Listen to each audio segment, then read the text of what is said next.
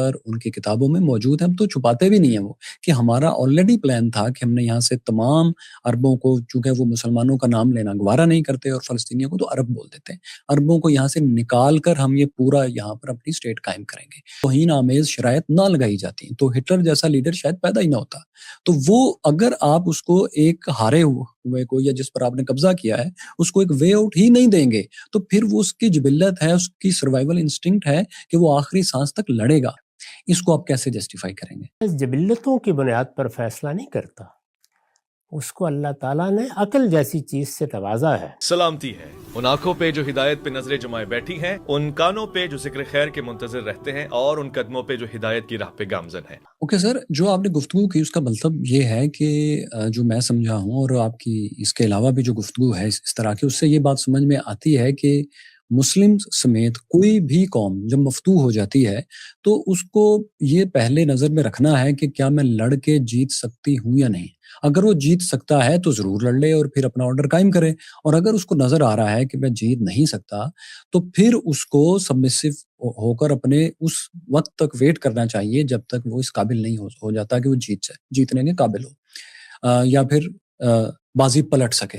لیکن سر human nature اس کے خلاف کام کرتی ہے، کیونکہ یہ لڑنے کے بعد ہیومن طے کرتے ہیں، تاریخ میں بھی اور ارد گرد بھی ہم نے دیکھا کہ وہ جیتیں گے یا نہیں۔ یعنی 1857 کی جنگ آزادی کے بعد اس خطے کے لوگوں نے مکمل ہتھیار ڈالے تھے، اس سے پہلے ہتھیار انہوں نے نہیں ڈالے۔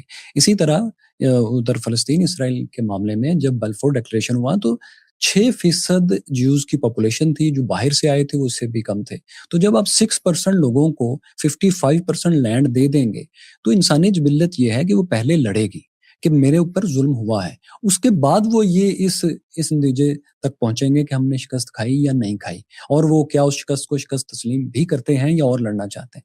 تو یہ جو آپ کا آرگومنٹ ہے یہ نظری طور پر ٹھیک ہے، اور ایک دانشور کے اینگل سے چند لوگوں کے لیے بھی ٹھیک ہے، لیکن جہاں ملینز آف پاپولیشن ہے جو سمجھتی ہے کہ ہمارے اوپر 6% لوگوں کو لا کر حکومت دے دی گئی ہے، وہ فطری طور پر ہیومن نیچر ہے کہ وہ لڑیں گے، تو یہی وہاں پر ہوا ہے، تو وہ دوڑ کے کیسے ان کو تسلیم کر لیتے ہیں؟ انسان کا شرف یہی ہے کہ وہ محض جبلتوں کی بنیاد پر فیصلہ نہیں کرتا، اس کو اللہ تعالیٰ نے عقل جیسی چیز سے توازا ہے۔ چنانچہ جب اس طرح کی کوئی بات کہی جاتی ہے یا کوئی تجویز پیش کی جاتی ہے یا کوئی تبصرہ کیا جاتا ہے تو اس کے مخاطب ہمیشہ قائدین ہوتے ہیں، زعماء ہوتے ہیں۔ اگر کسی قوم کے زعماء کوئی فیصلہ کرتے ہیں تو کیا وہ انسٹنکٹ کی بنیاد پر محض رد عمل کا اظہار کریں گے؟ ان سے یہ توقع کی جاتی ہے کہ وہ سوچ سمجھ کر اقدام کریں گے، یعنی یہ دیکھیں گے کہ اس وقت صورتحال کیا ہے۔ اگر اسی طرح فیصلے کیے جائیں تو پھر تو رسالت مآب صلی اللہ علیہ وسلم کے ساتھیوں پر جو مظالم ہوئے تھے مکے ہی میں تلوار اٹھا لینی چاہیے تھی۔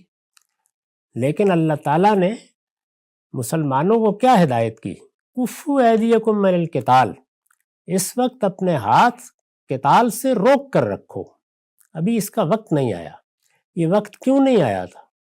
یعنی پیغمبر موجود ہے، اللہ تعالیٰ آسمان سے براہ راست رابطہ رکھے ہوئے ہیں، وہی نازل ہو رہی ہے۔ وہ کیا چیز تھی جس کے لیے یہ فرمایا گیا کہ ہاتھ روک کر رکھو؟ یہ وہی چیز ہے جس کی طرف میں نے توجہ دلائی کہ انسان کی جبلتیں تو بہت سی چیزوں کا تقاضا کرتی ہیں، یعنی انسان مفادات کے لیے بعض اوقات بڑے سے بڑا قدم اٹھا لیتا ہے، اس میں اخلاق کی تقاضوں کو نظر انداز کر دیتا ہے۔ یہ جو آپ نے ابتدا میں سوال اٹھایا اخلاق کی تقاضے یا مذہب کی ہدایت، تو یہ بھی بربنائے عقل مانی جاتی ہے، ورنہ جبلت کے لحاظ سے دیکھا جائے تو انسان کی جبلتیں تو بڑی سرکش ہیں، وہ کوئی بات سننے کے لیے تیار نہیں۔ تو میں نے یہی عرض کیا کہ صورتحال ایسی بن گئی تھی جس پہ مسلمان اس پوزیشن میں نہیں تھے کہ وہ اسرائیل کو صفحہ ہستی سے مٹا دیں۔ یہ چیز سامنے نظر آ رہی تھی، نوشتہ دیوار تھی، یعنی مسلمانوں نے پہلی جنگ عظیم میں شکست کھائی ہے۔ میں نے اس وقت بھی گفتگو کرتے ہوئے یہ بتایا تھا کہ ان کی 17ویں صدی تک 3 بڑی سلطنتیں تھیں، تینوں بتدریج ختم ہو گئیں۔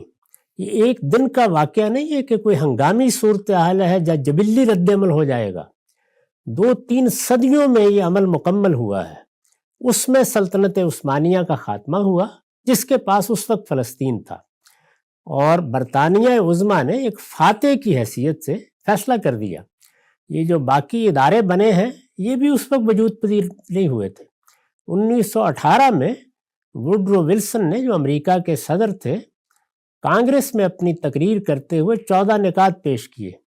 اس میں آخری نقطے میں یہ تصور پیش کیا گیا تھا کہ کوئی عالمی ادارہ بنایا جائے۔ یہ سب اس وقت نہیں تھا، یہ ہو گیا تو اب آپ کو اس کا جواب دینا ہے، بالکل اسی طرح جیسے آپ نے 1857 کا حوالہ دیا۔ یہ دیکھنا ضروری تھا کہ ہمیں کیا کرنا چاہیے۔ اس میں لوگوں نے ایک فیصلہ کیا، میں اس فیصلے کو لوٹا نہیں سکتا، لیکن اگر مجھ سے پوچھا جائے گا تو میں یہ ضرور کہوں گا کہ علم و عقل کی روشنی میں وہ کیا فیصلہ ہونا چاہیے تھا۔ رسول اللہ صلی اللہ علیہ وسلم صحابہ کرام کی جماعت کو لے کر آئے، وہ قدسیوں کا لشکر تھا، وہ ایسی جماعت تھی جس کو اللہ تعالیٰ نے خیر امت کہا ہے، اس کے لیے فتح و نصرت کے وعدے تھے، لیکن حدیبیہ کے موقع پر اقدام نہیں کیا گیا۔ تو ہر موقع اقدام کا موقع نہیں ہوتا، اور یہ استدلال میرے نزدیک بڑا خطرناک استدلال ہے کہ انسان کو اپنی جبلت کے تقاضوں سے اقدام کر ڈالنا چاہیے۔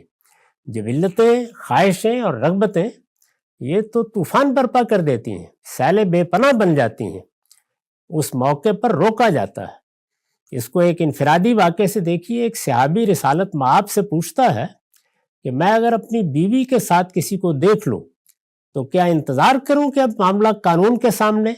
تو آپ نے فرمایا کہ ہاں، انتظار کرو۔ یہ دیکھیے، جو اس کا اظہار ہے وہ ایک جبلت کا اظہار ہے، وہ غیرت کی جبلت ہے، وہ یہ چاہے گی فوراً اقدام کیا جائے، اسی گردن مار دی جائے، لیکن مذہب تعلیم دے رہا ہے کہ معاملہ قانون کے پاس جانا چاہیے۔ تو جس طرح سے ہم انفرادی معاملات میں لوگوں کو یہ نصیحت کرتے ہیں، اس وقت آپ کراچی میں جو کچھ ہوتا رہا ہے اس میں کیا نصیحت کرتے تھے اپنے گھر سے نکلنے والوں کو؟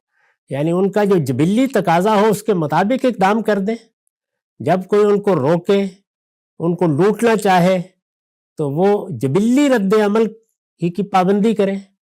یہی بتاتے تھے کہ اس میں علم و عقل کی روشنی میں فیصلہ کرنا ہے، یہ دیکھنا ہے کہ اس وقت کیا حالات ہوں گے۔ تو قوموں کے فیصلے جب کرنے ہوں تو یہ اس کی قیادت سے گفتگو ہو رہی ہے، انہیں دیکھنا چاہیے کہ اس وقت کی صورتحال کیا ہے، اقدام کے نتائج کیا نکلیں گے۔ اس کو میں نے ایک فارمولے کی صورت میں بیان کر دیا کہ اگر علم و عقل کی روشنی میں آپ اس نتیجے پر پہنچتے ہیں کہ فتح یقینی ہے، تو بڑی بزدلی کی بات ہوگی کہ آدمی اقدام نہ کرے، درحالے کہ وہ اپنے آپ کو حق پر سمجھتا ہے۔ اور اگر امکان بھی ہے تو پھر بھی اقدام کیا جا سکتا ہے، اللہ تعالیٰ کے بھروسے پر آپ آگے بڑھیے۔ اگر فتح کا امکان ہے تو کیا بعید ہے کہ اللہ تعالیٰ آپ کو کامیاب کر دے، لیکن اگر یہ نظر آ رہا ہو کہ یقینی ناکامی ہے اور یہ بات بالکل واضح ہو، تو پھر اس طرح کا اقدام خودکشی ہوگی، پھر جبلت کی بات نہیں سنی جائے گی، عقل کی بات سنی جائے گی۔ اور اس طرح کے موقعوں پر بڑے بڑے فاتحین نے اپنے لشکروں کو پسپا کر کے اپنی حفاظت کا اہتمام کیا ہے۔ یہی رویہ ہے جو ہر قوم کو اور اس کی قیادت کو ایسے موقعوں پر اختیار کرنا چاہیے۔ یعنی جب آپ اقدام کرنے جا رہے ہیں تو سب سے پہلے یہ دیکھیے کہ اقدام کے نتائج و عواقب کیا ہوں گے، ان کو سامنے رکھ کر آپ فیصلہ کرتے ہیں۔ اچھا سر، جب میں جبلت کی بات کر رہا ہوں، ہیومن نیچر کی، تو میری مراد یہ ہے سروائیول انسٹنکٹ سے۔ آپ ہر صورت انسان اور لائف اپنا تحفظ کرنا چاہتی ہے، تو اگر کسی قوم کے اوپر ایسا وقت آئے کہ اس کا سروائیول ہی خطرے میں پڑ چکا ہے، ان کی ایگزسٹنس کو یہ کہہ کر رد کر دیا گیا کہ یہ لینڈ جو ہے یہ وداؤٹ پیپل ہے اور ہم ان سے ان کی موسٹ آف دا لینڈ لے لیں گے، اور پھر ان کے ساتھ ایک 3 بڑی پیرلل ٹیررسٹ آرمیز تھیں، ہیگنا، لیہی اور اراگون، تو یہ تمام لوگ قتل و غارت کر رہے تھے، اور اب ان کے اپنے ڈاکومنٹس ہیں جو ان کی ویب سائٹس پر، ان کی کتابوں میں موجود ہیں، تو چھپاتے بھی نہیں ہیں وہ، کہ ہمارا آلریڈی پلان تھا کہ ہم نے یہاں سے تمام عربوں کو، چونکہ وہ مسلمانوں کا نام لینا گوارا نہیں کرتے اور فلسطینیوں کو تو عرب بول دیتے ہیں، عربوں کو یہاں سے نکال کر ہم یہ پورا یہاں پر اپنی اسٹیٹ قائم کریں گے۔ سو جب لوگوں کو فلسطین میں 1917 سے اور خاص طور پر سو 90 سے نظر آ رہا تھا کہ یہ ہماری ایتھنک کلینزنگ کر رہے ہیں باہر سے لوگ لا کر، جب ابھی جرمنی والا ہولوکاسٹ ہوا بھی نہیں تھا. تو میں اس سروائیول انسٹنکٹ کی بات کر رہا ہوں. کوئی پاور کتنی بھی بڑی ہو اور اس کے مقابلے میں کتنا بھی کوئی کمزور شخص ہو، جب آپ اس کو کوئی باہر نکلنے کا راستہ ہی نہیں دیں گے، اس کو وے آؤٹ ہی نہیں دیں گے، اس کو گریسفل ڈیل ہی آپ نہیں دیں گے، تو وہ پھر لازمی لڑے گا اپنی سروائیول انسٹنکٹ کی وجہ سے، اپنی جبلت کی وجہ سے. یہ بالکل ایسے ہی ہے جیسے آپ نے فرسٹ ورلڈ وار اور سیکنڈ ورلڈ وار کی بات کی.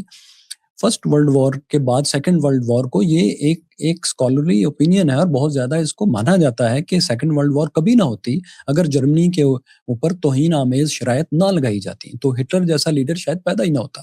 تو وہ اگر آپ اس کو ایک ہارے ہوئے کو، یا جس پر آپ نے قبضہ کیا ہے، اس کو ایک وے آؤٹ ہی نہیں دیں گے، تو پھر وہ اس کی جبلت ہے، اس کی سروائیول انسٹنکٹ ہے کہ وہ آخری سانس تک لڑے گا.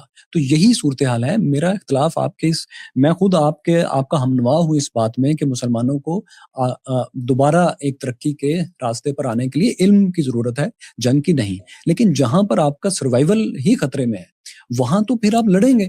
وہاں اس کے علاوہ آپ کے پاس کیا آپشن ہے؟ میں نے جو بات کہی وہ کیا تھی؟ آپ نے کہا کہ ان کو اسرائیل بھاگ کو کر، ان جب کو وہ دوڑ کر اس کو تسلیم کرنا چاہیے تھا. جی، یہ میں نے بھاگ کر دوڑ کر کے الفاظ تو نہیں کہے، یہ آپ کی تعبیر ہے. جو میں نے کہا وہ کیا تھا کہ فوراً تسلیم کر لینا چاہیے تھا.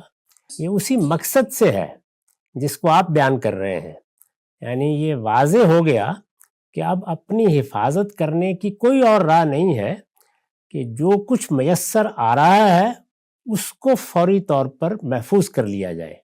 اس وقت فیصلہ کیا گیا تھا کہ 55% علاقہ دے دیا جائے گا، 45% علاقہ موجود تھا، اور بیت المقدس کے بارے میں یہ فیصلہ تھا کہ وہ ایک کھلا شہر رہے گا، ایک بین الاقوامی شہر کی حیثیت سے اس کے معاملات لوگ مل کر چلائیں گے. یہ کوئی مثالی صورتحال نہیں تھی. یہ جو آپ پیچھے باتیں بیان کر رہے ہیں وہ سب اپنی جگہ درست باتیں ہیں. ہندوستان میں بھی جب کمپنی آئی تو اس کے مظالم کی ایک پوری تاریخ بیان کی جا سکتی ہے. میں آپ کو بتا سکتا ہوں کہ انہوں نے ریاستوں کے ساتھ کیا معاملات کیے، ساحلی علاقوں کے ساتھ کیا معاملات کیے، عام لوگوں کے ساتھ کیا معاملات کیے، کس طریقے سے ایک کے بعد دوسری ریاست وہ اپنے قبضے میں لیتے چلے گئے. انہوں نے ٹیپو سلطان کے ساتھ کیا کیا، نظام حیدرآباد کے ساتھ کیا کیا، وہ داستان سنائی جا سکتی ہے. اصلی سوال یہ ہے کہ کیا اس موقع پر آپ نے یہ جائزہ لیا کہ آپ کی صورتحال کیا ہے، آپ کس جگہ کھڑے ہیں.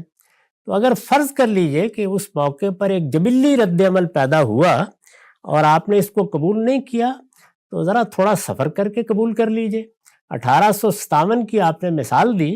1857 کے بعد مسلمانوں کے علماء نے، مسلمانوں کے دانشوروں نے، لڑنے والوں نے بھی آخر قبول کیا ایک صورتحال کو، اس لیے کہ ان پر یہ بات واضح ہو گئی کہ ہم مقابلہ نہیں کر سکتے. میرا کہنا صرف یہ ہے کہ اگر ایسا کیا جاتا تو بتدریج بین الاقوامی قانون کا تحفظ سرحدوں کو حاصل ہو جاتا. اسرائیل کے لیے بھی ان سرحدوں کے پار جانا مشکل ہو جاتا، اور جب فلسطین کی سرحدیں جیسا کچھ بھی وہ 45% علاقے میں قائم ہوتا متعین ہو جاتی، تو دنیا میں بات کرنا آسان ہوتا. وہ اقوام متحدہ میں بیٹھے ہوتے اور اس طریقے سے کم ایک ایسی جگہ پر ہوتے جہاں کوئی بہانہ تراشنا آسان نہ رہتا. یہ اقدامات ہیں، عین ممکن ہے یہ سب اقدامات کر لیے جاتے اور اس کے باوجود شکست ہوتی چلی جاتی. یہ ممکن ہے، لیکن میں نے یہ عرض کیا ہے کہ صحیح لائعمل یہ ہوتا. چنانچہ یہ واقعہ ہے کہ آپ بتدریج اسی کی طرف بڑھے ہیں.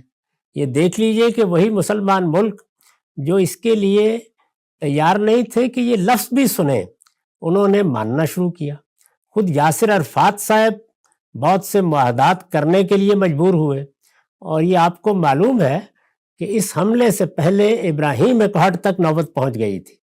عرب ملکوں میں سے بھی بعض نے قبول کر لیا.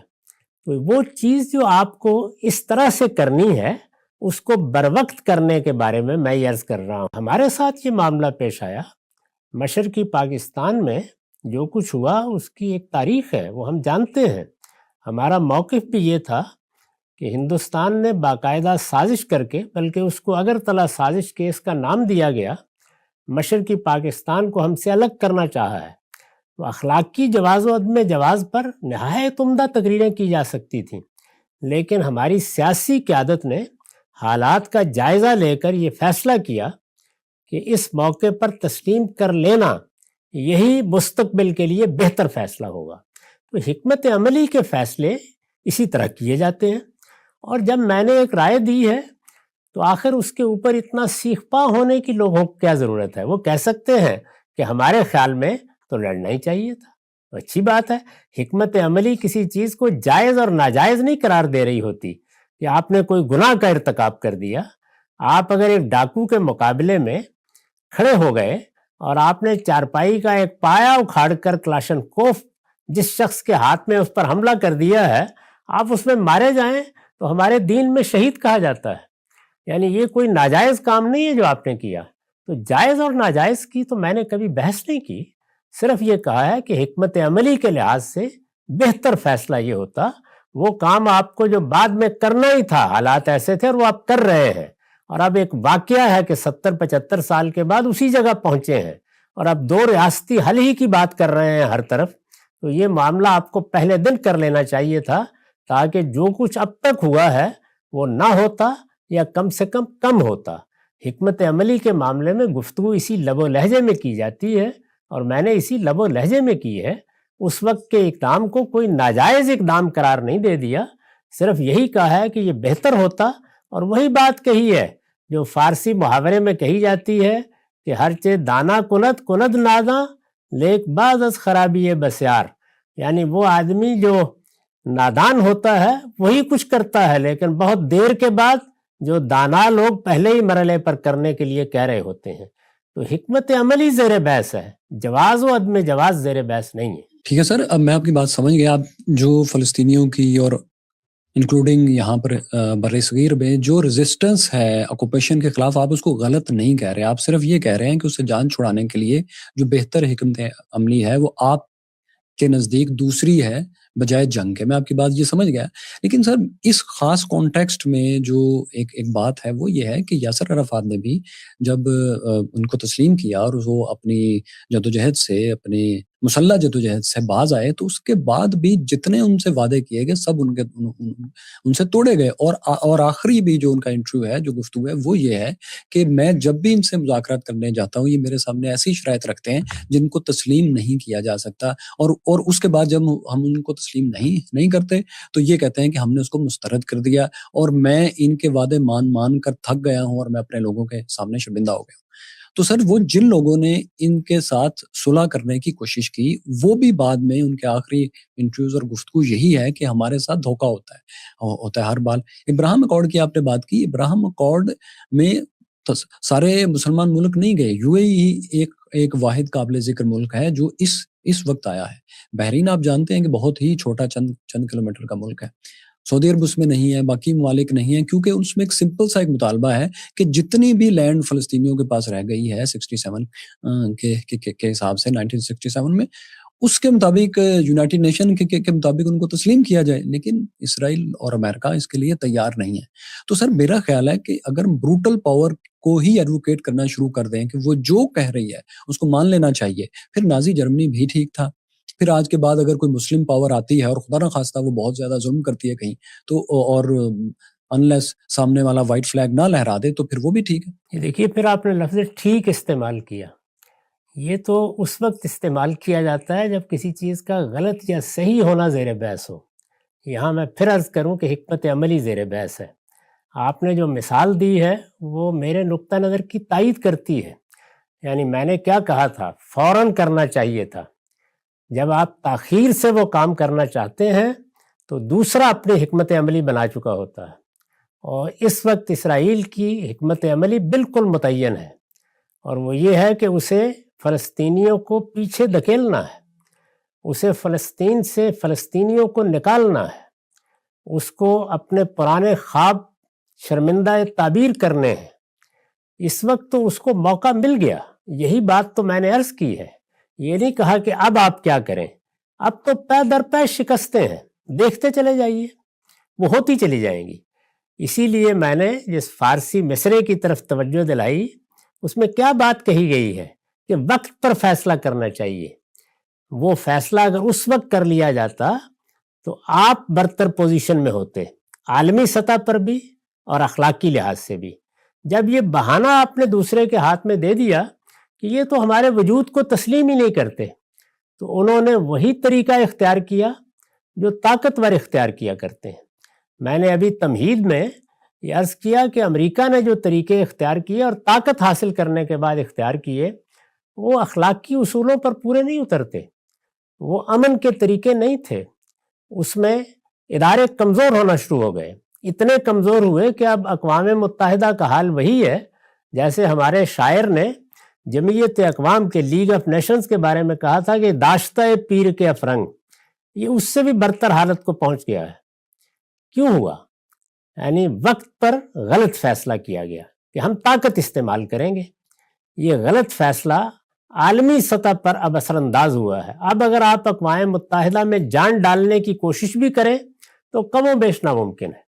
تو بر وقت فیصلہ کرنا چاہیے. حکمت عملی کے فیصلے بر وقت ہوں تو نتیجہ خیز ہوتے ہیں، اگر وقت کے بعد کیے جائیں تو بعض اوقات وہ اور زیادہ مصیبت کا باعث بن جاتے ہیں. تو اس لیے میں نے یہ بات کہی. اس سے کوئی شخص اختلاف کر سکتا ہے، اتفاق کر سکتا ہے.